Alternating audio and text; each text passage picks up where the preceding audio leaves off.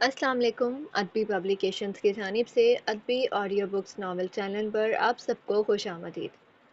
جو ناول ہم نریٹ کر رہی ہیں وہ ناول ہے آمنہ خان کا۔ ناول کا نام ہے حبود۔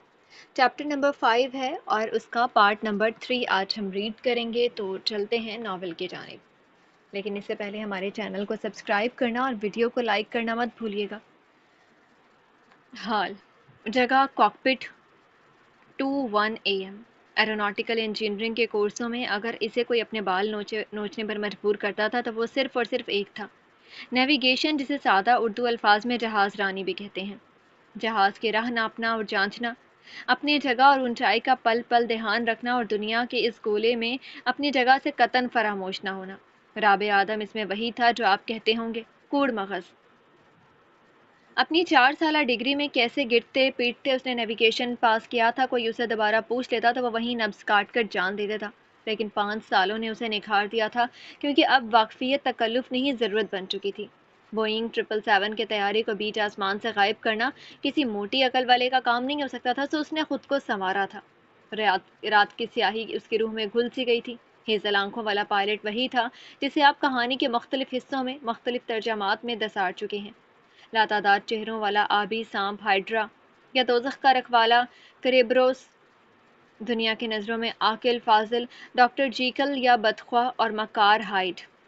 کیا اچھا ہو جو سب اتنا آسان ہو، برائی اور اچھائی دو الگ وجود نمایاں ہوں، لیکن وہ تو امتزاج تھا، ایک ایسا امتزاج جس میں سے شر کا سایہ اور نیکی کا سفید علیحدہ کرنا دشوار تر امر تھا۔ اس نے زبان سے اوپری ہونٹ تر کیا۔ کاکپٹ کی خاموشی ایک بوجھل گٹھڑی کی طرح اس کے کندھوں پر گری تھی۔ M8370 کو کوالالمپور انٹرنیشنل ایئرپورٹ چھوڑے 2.25 گھنٹے سے زائد ہو چکے تھے۔ ویتنام ایئر ٹریفک سے رابطہ توڑے بھی 40 منٹ سے اوپر بیت چکے تھے۔ ماضی کا داغا حال میں پختہ اور مستقبل سے منقطع رابع آدم آخر چاہتا کیا تھا؟ اس نے ایک ہاتھ کی انگلی ابرو پر چمکتے پسینے پر پھیری۔ سیاہ ٹمبر لینڈ میں قید اس کے پیر ریڈار پیڈل پر آہستگی سے جمے تھے، ہاتھوں کی انگلیاں یوک تھامی ہوئی تھی۔ اچانک سکوت کو توڑتی ہوئی پنگ کی آواز اس کے کانوں پر لگے ہیڈ سیٹ میں چہکی تھی۔ یہ الرٹ تھی، فلائٹ کریو اس سے رابطہ کرنا چاہتے تھے۔ ہیلو، اس نے آڈیو پینل سیٹ کیا تھا، ساتھ ہی ایک بار باریک نگاہ گڑبڑا کر آس پاس ڈالی۔ برابر کرسی پر اسامہ بے آواز بے حرکت گرا تھا۔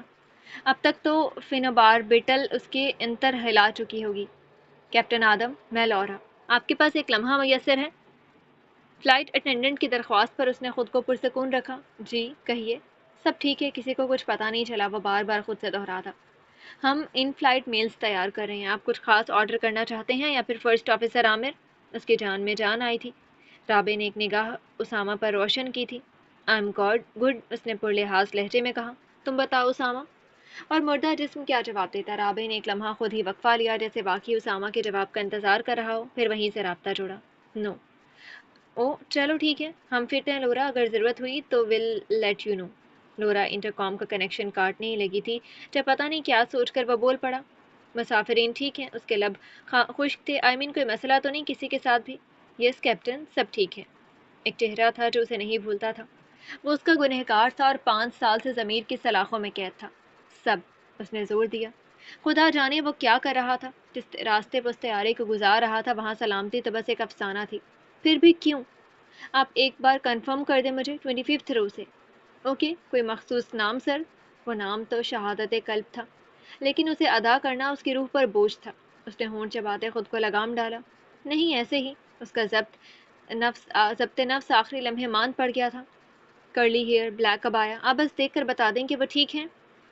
کاکپٹ کا دروازہ بھلا کر اگر ہم پیسنجر کیبن میں قدم جمائیں تو نیم پیلی بتیوں میں اجاگر ہوئی راہداری کے دونوں اطراف مسافرین کشیدہ کرسیوں پر پھیلے تھے، ہونٹ نیند میں ادھ کھلے اور آنکھیں موندے، نیلے پرنٹڈ یونیفارم میں ملبوس دبلی صورت فلائٹ اٹینڈنٹ اپنی سیاہیل سے چلتی 25ویں رو کی جانب بڑھ رہی تھی۔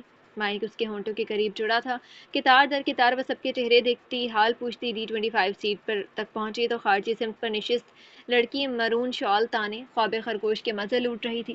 بھوری رنگت پر خفیف سفید روشنی بکھرے ستاروں جیسی دکھتی تھی۔ اس سے اندر والی نشست پر بیٹھا سیاہ لیدر جیکٹ والا مرد گردن موڑے کھڑکی سے باہر دیکھ رہا تھا۔ پلین اندھیر آسمانوں پر گامزن تھا اور اس کی سرمئی آنکھیں اس کی ٹمٹماتی بتیوں میں ہر کچھ لمحات کے بعد چمک اٹھتی۔ ہری لال، ہری لال، آپ کو کچھ چاہیے سر؟ فلائٹ اٹینڈنٹ نے اسے مخاطب کرتے مسکراہٹ پیش کی۔ عقائد نے گھوم کر اسے دیکھا اور خفیف سے سر ہلایا۔ I am good. ان کی دھیمی گفتگو پر زبیہ نے آنکھیں جھپکی اور انگلی کے کنارے سے سوتی آنکھیں مسلیں۔ فلائٹ اٹینڈنٹ اسے دیکھ کر چہک اٹھی۔ سلام میم، کیا آپ سفر انجوائے کر رہی ہیں؟ اس کے دماغ کے شٹر اب بھی گرے تھے۔ عقائد لطف اندوز ہو کر اسے دیکھنے لگا۔ چائنا آ گیا کیا؟ وہ یکایک پریشان سی ہو کر اپنا سامان دیکھنے لگی۔ عقائد ہنس پڑا اور رابطے کے دوسری طرف بیٹھے رابع نے بھی اس کی آواز پر تھوڑی جھکائی۔ ایک نرم مسکراہٹ اس کے لبوں کے کنارے کو چھو کر گزری تھی۔ فلائٹ اٹینڈنٹ نے رحم دلی اور تعجب میں چہرہ نفی میں ہلایا۔ ہمارے کیپٹن ذاتی طور پر مسافرین کی عیش و عشرت کی نگرانی کر رہے ہیں، ان کے لیے کوئی تبصرہ؟ اور جہاں وہ مسکرا کر گلابی پڑ رہا تھا، لورا کے اگلے الفاظ سن کر سرخ غبارہ بن گیا۔ اس نے بے اختیار ہتھیلی ماتھے پر ماری۔ میری قسمت۔ زبیہ نے گڑبڑا کر پلکیں جھپکی۔ ساتھ بیٹھا عقائد تو اب کے بھرپور جوش سے ہنس رہا تھا۔ اس نے ہنستے ہوئے ہاتھ سے ناک کی مرمری ہڈی دبائی۔ ہنسی کو روکنے کی ناکام کوشش۔ اپنے کیپٹن سے کہیں میری عیش و عشرت کی کوئی انتہا نہیں۔ Thank you. اس نے اپنا کمنٹ پاس کیا۔ زبیہ نے چڑ کر اسے دیکھا، اب کہ اس کی آنکھیں نیند سے مکمل تھیں اور رخسار نیم گلابی۔ آپ کے کیپٹن کا پلین اڑانے کے علاوہ ہر چیز پر دھیان ہے۔ لورا بے حس تھی اور مائک پر بنا بٹن دبایا۔ Did you get that captain? سنا آپ نے کیپٹن؟ Yes now retreat. جی اب آپ واپس آ جائیں۔ اس نے جلدی جلدی کہہ کر رابطہ منقطع کیا۔ توبہ توبہ، اس کے گال تپ رہے تھے۔ سیٹ میں پیچھے ہوتے ہی اس کے چہرے کے تاثرات بدل چکے تھے۔ وہاں خلا تھی، ہر احساس ہر شے سے مکمل تھی۔ 2 گھنٹے پہلے کے لمحات ٹک ٹک کر کے اس کی آنکھوں کے سامنے کھلتے گئے۔ وہ سانس روکے سامنے دیکھتا رہا۔ 2 گھنٹے پہلے کے لمحات ٹک ٹک کر کے اس کی آنکھوں کے سامنے کھلتے گئے۔ وہ سانس روک کے سامنے دیکھتا رہا۔ MH370 کی ناک روئی جیسے بادل چیرتے ویتنام کی فضا پار کر رہی تھی۔ پلین کی رفتار دھیمی تھی، اسی نے کی تھی۔ کنٹرول یاک کے کالے لوہے تھامے اس کی گرفت ہلکی ڈھیلی ہوئی، جیسے وہ خود کو اس لمحے سے علیحدہ کر رہا ہو۔ اور ایسے ہی منظر بدل گیا۔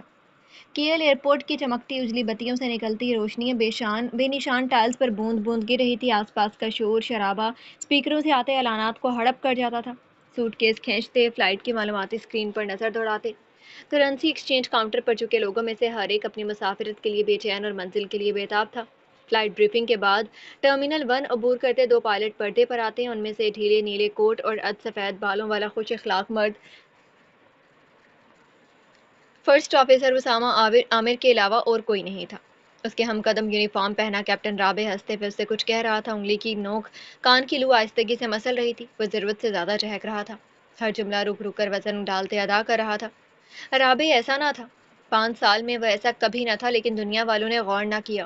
خوش ہے، چلو خوش رہنے دو۔ اتنی خوش اخلاقی، وہ بھی ایک ایسے مرد سے جسے توڑ دیا گیا ہو، جسے بکھیر دیا گیا ہو اور جس کے پرزے چھپا دیے گئے ہوں۔ یہی خطرہ ہونا تھا، لیکن دنیا لا علمی کا ڈھونگ رچاتی رہی۔ پیسنجروں کی قطار اور بورڈنگ سے اس کا بطور پائلٹ کوئی غرض نہیں تھی۔ ہر مسافرت سے پہلے وہ یہاں سے گزر کر اپنے بورڈنگ گیٹ جاتا تھا، تو یہ اس کے لیے معمول کا عمل تھا۔ لیکن دور کھڑی سیاہ عبائے والی مسافرہ کی پریشان صورت دیکھ کر رابع آدم کے قدموں کو یکدم کفل لگے تھے۔ وہ اسے ہی دیکھ رہی تھی، بھوری نگاہوں میں اضطراب اور بے یقینی کھل کر واضح تھی۔ 5 سال ہیزل آنکھوں کے سامنے رقص کر گئے تھے۔ سینے کے حدود میں بندھے بے جان دل میں پہلی بار دھڑکن محسوس ہوئی تھی۔ اس نے آس پاس دیکھا، سانس بدحواس تھی۔ اسامہ اس کے برابر رکا۔ کیا ہوا؟ وہ اس کی شکل دیکھ رہا تھا۔ اس کے اطراف میں گری انگلیاں مٹھی میں تنگ ہوئیں۔ زبیہ یمین یہی تھی۔ زبیہ یمین اس کی مسافر تھی۔ زبیہ یمین MH370 کی مسافر تھی، وہ فلائٹ جس کی منزل غیب تھی۔ اسے لگا وہ مر جائے گا۔ رابع، فرسٹ آفیسر نے اس کا بازو چھوا۔ مجھے ایک کال کرنی ہے اسامہ، تم چلو میں آتا ہوں۔ وہ اس وقت بہترین جھوٹ گھڑنے کی حالت میں نہیں تھا، سو جو سمجھ میں آیا کہہ گزرا۔ اسامہ مان گیا اور اپنی راہ اس سے الگ کی۔ اب کہ رابع اکیلا تھا، اس نے سر اٹھا کر دور کھڑی زبیہ کو دیکھا جو اپنے سرخ سوٹ کیس کو دیکھتی اس کے وجود سے بے نیازی کا ناٹک کر رہی تھی۔ کاش وہ بھی کر سکتا، کاش وہ بھی اپنے ارادوں سے لا علم رہ سکتا۔ MH370 کا انت اسے پتا تھا، کیونکہ وہی تو تھا اس کا انجام کار، وہی تو تھا 239 لوگوں کا فریب کار۔ قریب بڑھتے اس نے چہرے پر سنگ دلی کی تصویر اوڑھی۔ وہ زبیہ کو یہ فلائٹ لینے نہیں دے سکتا تھا، سب جانتے بوجھتے تو قطعاً نہیں۔ وہ معصوم تھی اور اس سے کئی بڑھ کر خوشیوں کی حقدار بھی۔ سب سے اول رابع کے برعکس اس کی زندگی اہم تھی، دوبارہ مہر لگوانی ہوگی۔ سب سے پہلے تو وہ مسافرین کے بورڈنگ میں دخل دے رہا تھا، جو کہ بطور پائلٹ ایک نہایت غیر معمولی عمل تھا۔ وہ خوش قسمت تھا کہ وہاں کے عملے نے اسے سیدھا سیدھا دھکے نہیں لگائے تھے۔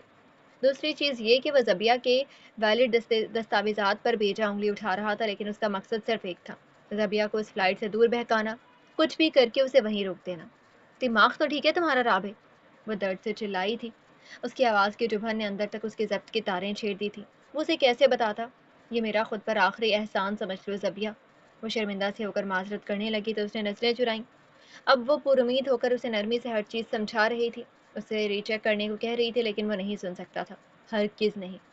اگر وہ مان گیا تو کہانی ختم، اسی لیے اس نے ایک الگ درجے کی برہمی دکھائی تھی. مجھے یہ ڈاکیومنٹ فورج لگتے ہیں. اور زبیہ کے چہرے پر امڑتے غصے نے اسے یقین بخش دیا تھا کہ اب وہ دور ہو جائے گی. مجھے نہیں لگتا تھا کہ میں کبھی تم سے نفرت کر سکتی ہوں، لیکن آج مجھے تم سے گھن آ رہی ہے. بس یہی تھا نقطۂ شکستگی. اب وہ چلی جائے گی اپنے سرخ سوٹ کیس کے پہیے چلاتے، سیاہ دوپٹے کو کندھے پر سنبھالتے وہ چلی جائے گی، اور آب آدم اسی طرح اس کی زندگی کا ولن مقرر ہو جائے گا. کچھ تبدیل نہیں ہوگا. وہ زندہ رہ کر اسے کوسے گی اور وہ موت میں بھی اس کا الزام بردار کرے گا. The perfect and. بس ذرا سے دھکے کی ضرورت تھی. نیلی وردی پہنے گارڈ اس سے مخاطب ہوتے اس نے اس کے سوٹ کیس کو دیکھا تھا. ان کا سامان چیک کریں اچھے سے. یہ تو ہیرسمنٹ تھی اور یہ تو وہ بالکل برداشت نہیں کرے گی. وہ بلا وجہ اس کا بیگ کھلوا رہا تھا، اسے سب کے سامنے ذلیل کر رہا تھا. یہ تو کوئی عورت برداشت نہیں کر سکتی تھی، ہے نا؟ لیکن اس کمسن پائلٹ کو کیا معلوم تھا کہ زبیہ یمین کوئی عام عورت نہیں تھی. وہ تو حقوق و قوانین کی دنیا سے کبھی جڑی ہی نہیں تھی. وہ اس عورت سے پلٹ جانے کی توقع کر رہا تھا جس نے 5 سال غلط کو صحیح مانتے گزارے تھے. اس عورت سے عزت نفس کو ترجیح دینے کو کہہ رہا تھا جس نے ایک مرد کی رضامندی پانے کے لیے خود کو سرتا پا ڈھال دیا تھا. اسے بس بیگ کھلوانا تھا. وہ نہیں بھی پلٹی تو کچھ نہ کچھ کر کے وہ اسے ناحق ثابت کر دے گا. زبیہ تو پڑھی لکھی بھی نہیں تھی، اسے پھنسانا آسان تھا، اور سب صحیح ہو جاتا اگر وہ نہ آتا. اس کی 6 فٹ کی 1 انچ کی بدبختی جو سیاہ لیدر جیکٹ پہنتی تھی. اس نے قدم رکھے اور اس کے فضول تماشی کی وجہ سے معاملہ رابع کے دستے قید سے رہا ہو گیا. اس کی توجہ ہٹ گئی اور اس افراتفری کے عالم میں زبیہ کب چھو منتر ہو گئی اسے اندازہ بھی نہیں ہوا تھا. عقائد زمورہ. I will find you in hell. عقائد زمورہ، میں تمہیں جہنم میں بھی ڈھونڈ نکالوں گا. وہ جا چکی تھی اور اب اس تک پہنچنا ناممکن تھا. 200-300 لوگوں کے درمیان وہ اسے کیسے روکے گا؟ اس کی حتمی چاہت، زبیہ کو دور بھیجنے کا آخری جتن سب ماند پڑ گیا تھا. زندگی ہمیشہ انہیں جدا کرتی رہی تھی، اب کیوں ساتھ کر دیا تھا؟ اس نے مجمع سے دور ہوتے اپنے قدم سنبھالے تھے. اس کی ٹانگیں لرز رہی تھی. برسوں بعد اسے ان میں وہی اذیت محسوس ہوئی تھی جس کی وجہ سے وہ اتنے عرصے واکر کا احسان مند رہا تھا. اس نے ہال کے کنارے بنے ستون کے ساتھ ٹک کر خود کو استوار کرنا چاہا. اس کی سانسیں چڑھ رہی تھیں. سب غلط کرنے کے بعد بھی کچھ صحیح نہیں ہوا تھا. تم کیوں مضبوط پڑ گئی ہو زبیہ؟ کیوں تم سے نفرت نہ ہوئی؟ اس کا سر چکرا رہا تھا. کیوں تم نے پیٹھ نہیں دکھائی؟ کیوں تم نے ہار نہیں مانی؟ اسپیکروں سے آتی آوازیں اسے سن کر رہی تھیں. آنسو ٹپ ٹپ اس کے گالوں سے پھسلنے لگے. میں نے اپنے واسطے تم سے صرف ایک چیز کی درخواست کی تھی، بے پناہ لازوال نفرت، اور تم وہ بھی نہیں کر پائیں. 5 سال قبل 11 دسمبر 2009 تمانتن ڈاکٹر اسماعیل میں اتری رات ساکن تھی. اس کم مت وسط بستی میں جہاں ایک طرف 1 سے 2 سٹوری بنگلے قریبی فاصلے پر تعمیر کیے گئے تھے، وہیں دوسری جانب کچھ بہتر حالات رکھتی کئی منزلہ عمارتیں بھی گھنے درختوں سے رنگی سڑکوں کے کنارے آباد تھیں. تمانتن کا تعمیراتی طرز حد سے زیادہ پرکشش یا مستحسن نہیں تھا، مگر کچھ تھا اس کی ہوا میں جو ہر معمولی سانس کو خاص بنا دیتی تھی. ویسی جگہ تھی جہاں ہر کسی کو دوسرے کا نام معلوم تھا، جہاں یاسمین کے پھولوں کی سوگندھ گھریلو پکوان کی مہک میں گھل کر دن بھر کی تنگیوں کو مٹا دیا کرتی تھی. پیچھے صرف خوشیاں رہا کرتی تھیں. فتح اور ستائش میں سواری ہوئی. کتار کی صورت بنے چھوٹے 2 سٹوری بنگلے کے مجموعے میں ایک گھر کی جانب ستائش کا ایسا ہی تماشا بچھا تھا. ہلکے گندمی رنگت کے دروازے کھلے تھے اور تنگ گلی میں گاڑیوں کی تعداد معمول سے بڑھ کر تھی. مین گیٹ کو فیری لائٹس اور رنگین پھولوں کی لڑیوں سے سجایا گیا تھا. گھر کے لاؤن سے ہنسنے بولنے کی آوازیں سنی جا سکتی تھی. یہ رات کا دوسرا پہر تھا اور آدھی رات ہونے کے در پر تھی. اس گھر کا چراغاں دیکھ کر لگتا تھا جیسے اس گھر میں کوئی وسیع تقریب اپنے اختتام کو پہنچ چکی ہو. گھر کے اندر آؤ تو لاؤنج روم میں اونچی سنہری گدیوں والے صوفے پر 2 نفوس بیٹھے تھے. سیدھی طرف بیٹھا غزال سیاہ باجو کرتے اور پاجامے میں ملبوس تھا. سر کی کھچڑی جیسے سیاہ سفید بال نفاست سے پیچھے بنے تھے اور چہرے کی سنجیدگی عیاں تھی. اس کے ہاتھ کی چوتھی انگلی میں چاندی کا چھلا چمک رہا تھا. برابر نشست سرخ سونکٹ کبائی میں ملبوس سونکٹ کیا کبایا پیچیدہ کڑھائی سے مزین بلاؤز اور سونے یا چاندی کے دھاگوں سے تیار پرتعیش کپڑے میں سلے اسکرٹ سے جڑ کر بنا دلہنوں کا روایتی مالائی لباس تھا. ساتھ ہی ہم رنگ ڈھیلا حجاب اور کانوں میں چمکتے سونے کی بالیاں لیا وجود دلہن بنی زبیہ کا تھا. اس کی گھنی پلکیں خمیدہ تھیں اور ہلکی بھوری میٹ لپسٹک میں رنگے نرم ہونٹ سختی سے قید تھے. وہ خوبصورت لگ رہی تھی. وہ ہر کچھ لگ رہی تھی جو ایک دلہن کو لگنا چاہیے تھا. اس کی خالہ نے آگے جھکتے اس کے سر پر ہاتھ رکھا تو اس نے خالی نگاہیں اوپر اٹھائیں. ان کی چھری زدہ گال اور غم آلود آنکھیں بھی اسے دیکھتے اپنا درد نہ چھپا سکیں. یہ کیا ہو گیا تھا؟ انہوں نے شفون کے دوپٹے کے اوپر سے ہی اس کے سر پر بوسہ دیا۔ غزال نے مسکرا کر اسے دیکھا تھا اور وہ تو اپنے ہونٹ بھی نہ ہلا سکی۔ اس کے ابا کمرے کی دوسری طرف کھڑے کسی سے بات کر رہے تھے۔ اسی کے دوران وہ قریب آئے اور غزال کا تعارف کروانے اسے اپنے ساتھ لے گئے۔ اب کہ وہ تنہا بیٹھی تھی، چند گھنٹے قبل اس کا نکاح ہو گیا تھا۔ اس نے وہ 3 بول اتنی آسانی سے کسی دوسرے مرد کے لیے کہہ دیے تھے، اس کے دل کو چوٹ پہنچی تھی، لیکن روح نے شکوہ نہیں کیا تھا۔ رابع کو سپیس چاہیے تھی، لیکن وہ بھول گیا تھا کہ زبیہ خود ایک تنگ گلی میں کھڑی تھی۔ اس نے کتنی کوششیں کی تھی اس رشتے کو بچانے کی، رابع کو پاس رکھنے کی، اس کا غم بانٹنے کی، لیکن انجام کیا ہوا تھا؟ ذلت، حقارت، لاپرواہی، اس کے احساسات کو 3 جملوں کے وار میں کرچی کرچی کر دینا۔ وہ نہیں سوچنا چاہتی تھی اس کے بارے میں۔ غزال اچھا ہوگا، وہ بہت اچھا ہوگا، لیکن کچھ چبھتا تھا، بہت کچھ دکھتا تھا۔ 5 سالوں کی محبت، 10 سالوں کی حسرت اور 14 سالوں کا رشک 3 بول سے ختم نہیں ہو سکتا تھا، لیکن وہ بدل ضرور کیا تھا تپتے گرم لاوے جیسی نفرت میں۔ اچانک اسے اپنے قریب ایک سایہ آتا محسوس ہوا تو اس نے اوپر سر اٹھایا۔ خالہ سامنے تھی اور ساتھ ہی اس کی پرانی سہیلی ریٹا۔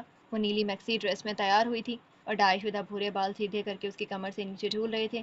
دونوں عورتوں کے چہرے پر اب فکر تھی۔ زبیہ نے ابرو اونچی کی تھی، ریٹا نے لب کھل بند کیے۔ تم باہر چلو گی؟ دلہن نے غور سے اس کی شکل دیکھی۔ پاگل ہو گئی ہو، ابا میری ٹانگیں توڑ دیں گے۔ اس بار خالہ نے دخل دیا تھا۔ چلی جاؤ زبیہ، تمہیں جانا چاہیے۔ اس نے اچھمبے سے انہیں دیکھا تھا اور سر ترچھا کیا۔ انہوں نے نرمی سے اس کا کندھا تھاما تھا۔ کوئی تم سے ملنے آیا اور مجھے لگتا ہے کہ یہ ملاقات ضروری ہے۔ پھر ایک نازک مسکراہٹ پیش کی۔ بھائی صاحب اور غزال کو میں سنبھال لوں گی۔ گھر کی کھڑکیوں سے آتی نرم سنہری روشنیوں کے علاوہ گلی سنسان اور اندھیر تھی۔ اس کے قبائے کا نچلا حصہ ہوا کے دم پر لہرا رہا تھا۔ حجاب کا پلو بھی ٹھنڈی سائیں سائیں کرتی رات میں یہاں سے وہاں جھول رہا تھا۔ ہیل میں ٹک ٹک کرتے اس کے پیر اسفالٹ کی پکی سڑک پر قدم رکھ رہے تھے۔ اس کے ساتھ ہی ریٹا تھی جو بے چینی میں اپنے ہونٹوں سے ساری لپسٹک چبا چکی تھی۔ زبیہ، آرام سے، اس نے اپنی دوست کو لگام دینے چاہے تھے، مگر آج وہ کسی کی سنے گی، سن کر بھی نہیں سنے گی۔ کس طرف؟ اس نے ٹھنڈی سرگوشی میں سوال کیا تو ریٹا نے سہم کر فوراً ہاتھ کے اشارے سے سائیڈ واک کی جانب راستہ دکھایا تھا اور وہیں اسے وہ کھڑا دکھ گیا تھا۔ سرخ ہوڈی پر سیاہ بامبر جیکٹ تانے وہ واکر کے سہارے سڑک کے کنارے بنی فٹ پاتھ پر کھڑا تھا۔ اس کی آہٹ پر سیدھا ہوا اور چہرہ اس کی جانب کیا۔ زبیہ کو اپنے گوشت اور کھال سب ایک نعرہ لگاتے سنائی دیے، دغا باز۔ وہ اسی پھرتی سے اس کے قریب آئی۔ ریٹا بھی اس کے پیچھے ہی گامزن رہی۔ رابع نے اسے سر تپا ٹھہر کر دیکھا تھا۔ ہیزل آنکھیں گم سے نظر آتی تھیں۔ شاید وہ کچھ سوچ رہا تھا، لیکن اس سے پہلے کہ کوئی خیال حقیقت بن بھی پاتا وہ پھولتی سانسوں سے اس کے سامنے جا رکی۔ کیوں آئے ہو تم؟ رات کے سکوت میں اس کا استفسار کسی سور کی پھونک تھا۔ گلی کے پار شادی والے گھر سے آتے مردوں کے کہکہے بلند تھے۔ رابع کی آنکھوں نے اس کے چہرے کی پور چھو لی۔ میں یہیں رہتا ہوں زبیہ، بکواس مت کرو۔ وہ غصے سے 2 قدم آگے بڑھی۔ سامنے کھڑا مرد نہ ایک ذرا آگے ہوا نہ پیچھے۔ ریٹا نے تذبذب میں انہیں دیکھا۔ میں چلی۔ خبردار، زبیہ نے اسے بھی چتاونی دی۔ سامنے کھڑے رابع کے ساتھ اس کی نگہداری قائم رہی۔ خبردار جو تم یہاں سے ہلیں۔ ریٹا کے سینڈل والے پیر وہیں جم گئے۔ گھبراہٹ سے چھوٹی ہوئی آنکھیں سامنے کھڑی اپنی دوست اور اس کے مجرم کو ٹکٹکی باندھ کر دیکھتی رہیں۔ چلو آ ہی گئے ہو تو دیکھ لو مجھے، وہ فرحت کو کی فریبی ادا سے پیچھے ہوئے اور اپنے قبائے کو کا گھیر کھول کر اسے درسایا جیسے فیشن شو میں ہو۔ لبوں پر ایک کمینی مسکراہٹ تھی۔ رابع کی آنکھیں اس کے چہرے پر جمی رہیں۔ بتاؤ کیسی لگ رہی ہوں؟ کیسی لگ رہی ہوں اپنی زندگی کا سودا کر کے؟ اس بار وہ پوری طرح گھومی۔ سرخ اسکرٹ کا کنارہ رابع کی زخمی ٹانگ سے ٹکرایا۔ ریٹا کے تاثرات بے آرامی سے کسے رہے۔ زبیہ ٹھیک نہیں تھی۔ بتاؤ نا۔ اچھا رکو۔ وہ یکا یک ٹھہر گئی۔ چہرے کے تاثرات بھی تبدیل ہوئے تھے۔ پھر فوراً 3 قدم پیچھے ہوئی۔ رابع اسے بے ساختہ نگاہوں سے دیکھتا رہا۔ سوری، اس نے پیچھے ہوتا اپنا حجاب سنبھالا۔ سوری، میں اتنا قریب آ گئی تھی، تمہیں تو اسپیس چاہیے تھی۔ دم تو نہیں گھٹ رہا تمہارا؟ پانی منگواؤں؟ ریٹا نے آگے بڑھ کر اس کا بازو چھونا چاہا۔ زبیہ ایسے مت کرو۔ کیوں یار؟ وہ واضح طور پر جھنجھلائی تھی۔ ارے قسم خدا کی اس نے خود کہا تھا، پوچھو پائلٹ صاحب سے، اسپیس چاہیے تھی کہ نہیں؟ ہاں ٹھیک ہے مگر، وہ اچانک ہنس پڑی۔ مگر کیا؟ چاند کی روشنی میں اس کے چمکتے دانت کھلکھلا اٹھے۔ ریٹا نے شکست تسلیم کرتے سر گرا لیا تو اس نے نظریں رابع کی جانب واپس موڑی۔ اس بار چہرہ مختلف تھا، سنگ، کٹھور، بے رحم۔ وہ اس کے اصلی احساسات کی ترجمانی کرتا تھا۔ یہ مت کہنا کہ میں نے کوشش نہیں کی، اس کی آواز سرگوشی تھی۔ یہ بھی مت کہنا کہ میں نے ہار مان لی، اور یہ بھی مت کہنا کہ میں نے انتظار نہیں کیا۔ رابع نے ایک سانس خارج کی۔ جیب میں محفوظ اس کا ہاتھ برف ہو رہا تھا۔ عزت، محبت، وقار، بھروسہ، دلاسا، وہ ایک ایک کر کے گنواتی گئی، پھر بھوری نگاہیں اوپر اٹھائیں۔ مسکارے سے لدی پلکیں اور سرخ لائنر سے نکھری آنکھوں کی نچلی پٹی دونوں نوارد آنسوؤں سے گیلی تھی۔ تو میں نے تم سے کچھ نہیں مانگا تھا۔ کہو مانگا تھا یا نہیں؟ اب کہ اس کے ہاتھ اس کے گریبان پر تھے، ریٹا آنکھیں پھاڑ کر قریب آئی، لیکن رابعہ نے اسے وہیں روک دیا۔ چاند کی باریک نقرئی شعاعیں ان کے درمیان سے گزر رہی تھی۔ دو چہرے، دونوں زخمی، دو دل، دونوں ہی خالی از فعلیت۔ میں نے صرف تم سے ایک چیز مانگی تھی، ہر بار، ہر مکالمے میں۔ ہیزل آنکھیں اسٹریٹ لائٹ تلے سنہری دمک رہی تھی، پھر اس کا خراب بلب بجھ جاتا تو وہ بھی بجھ جاتی۔ تمہارا نام؟ آنسو اس کی ناک کی ہڈی سے بہہ گیا تھا۔ اپنے ساتھ بس۔ اس کے ہاتھوں نے گریبان آزاد کیا اور قدم ہیلز میں لڑکھڑائے تھے۔ ریٹا فوراً اسے پکڑنے کے لیے آگے بڑھی۔ زبیہ نے ہاتھ کی پشت اپنے گال سے ہلائے اور ناک سے سانس اندر گھسیٹی۔ رابع ایک قدم آگے بڑھا، اندھیر سڑک پر اس کا سایہ ساری روشنیاں ہضم کر گیا۔ زبیہ اسے دیکھتی رہی، تیش اور رنج، بربادی اور کہیں نہ کہیں انتظار بھی۔ وہ ہمیشہ اس کا انتظار کرتی تھی، ارادتاً یا غیر ارادتاً۔ رابع نے پہلو میں گرا ہاتھ بلند کیا، وہ بھنچے ابرو لیے اسے تکتی رہی۔ اس نے آہستگی سے اس کے کندھے سے 4 رگوں والا ایک پتا جھاڑا، نگاہیں فہمیدہ رہیں۔ زبیہ کی ریڑھ کی ہڈی کانپ اٹھی، لیکن وہ اسے روک نہیں پائی تھی۔ پھر اس نے نظریں اٹھائیں اور بنا کچھ کہے ہونٹ تلخی آمیز شیریں مسکراہٹ میں گول کیے۔ وہ دیکھتی رہی کہ وہ اب کچھ کہے، اب کچھ بولے، لیکن اس کا انتظار جلدی ختم ہو گیا۔ رابع نے دونوں ہتھیلیاں اوپر اٹھائیں اور کندھے آہستہ سے اوپر کیے، جسے کہہ رہا ہو اب کیا ہی ہو سکتا ہے۔ زبیہ کے آنسو آنکھوں میں ہی جم گئے۔ اس نے جبڑا سختی سے بند کیا اور ریٹا کے ہاتھ سے کچھ جھپٹ کر چھینا، دوسرے ہاتھ سے رابع کی آستین کھینچی اور اس کی ہتھیلی اپنی طرف موڑی۔ شکریہ مجھے ہمیشہ عزیز رکھنے کے لیے، اور شکریہ اس ایک لمحے مجھے سب سے حقیر محسوس کروانے کے لیے۔ اس کے ہاتھ میں کی چین جھونکتے وہ اپنی ایڑیوں پر گھوم گئی۔ ریٹا بھی اس کے ساتھ بھاگی تھی۔ وہ پیچھے نہیں مڑی تھی، وہ پیچھے نہیں مڑے گی، کیونکہ مڑ کر دیکھنا شبہ کی نشانی ہے۔ جھجک کی ادا تھی، وہ رابع آدم کو چھوڑ کر آگے بڑھے گی۔ پیچھے کھڑے مرد نے ہاتھ میں رکھی کی چین کو دیکھا، بوئنگ 747 طیارے کا چھوٹا نمونہ، اور اس کے نیچے کنندہ الفاظ، کوئین آف دا اسکائز۔ اس نے ترچھا سر ترچھا کیا اور سفید اور نیلے پلین ماڈل کو ہوا میں موڑا۔ وہاں اس کا اپنا لکھا پیغام درج تھا، may your dreams take flight my queen. خدا کرے آپ کے خواب پرواز لے میری ملکہ۔ اس نے مٹھی بند کر لی اور ایک سانس خارج کی۔ اپارٹمنٹ کا دروازہ میکان کی گنگناہٹ کے ساتھ ایک طرف ہوا۔ راہداری میں لگے سینسر نے اس کی موجودگی کا اندازہ کرتے نیچے کھڑی مجروح صورت پر سنہری روشنی کی بوچھاڑ پھیلائی۔ اس کی حرکات سست جاں گداز تھیں اور ہر قدم میں بستی تعزیر چھپائی نہیں چھپتی تھی۔ بائیں ہاتھ کی سرخ و سفید انگلیوں میں قابض بیساکھی کا ڈنڈا اس کے کلاب تلے مدفن تھا۔ ہر چھوٹے ڈھک کے ساتھ وہی کی چڑچڑاتی آواز کمرے میں تیرتی اجیرن خاموشی میں دراڑیں پیدا کر رہی تھی۔ لال ہوڈی اور سیاہ بامبر جیکٹ پر جگہ جگہ دھول واضح تھی۔ جیکٹ کا چمڑا بھی اس کے کندھوں پر بھاری تھا، گویا کہ اس کے غموں میں برابر کا حصہ دار ہو۔ اس نے اپنے پیچھے دروازے کو بند ہوتے سنا۔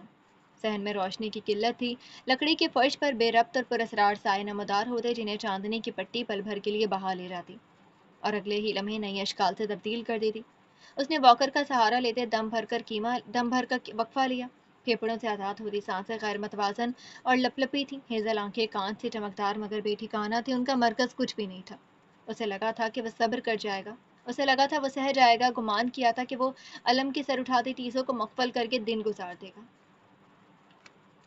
لیکن اب تنہائی میں خود کا سامنا کرتے کوئی نہیں تھا جسے وہ دھوکہ دیتا، کوئی نہیں تھا جس کا مان رکھتا، کوئی نہیں تھا جس کے لیے اپنا دل مارتا۔ واکر دروازے کے پاس دیر ہوا اور وہ لڑکھڑاتے ہوئے صوفے کے ہتھے تک پہنچا۔ اس کا جسم بدذوق سے انداز میں گدے میں ٹکڑے ٹکڑے ہوا۔ چمڑے کی سرسراہٹ نے اس کے نیچے سر نکالا، سیلنگ پر پردوں کے جلانے کے سائے واضح ہوئے تھے۔ اس نے اپنا چہرہ ہاتھوں کے پیالے میں دفن کر لیا۔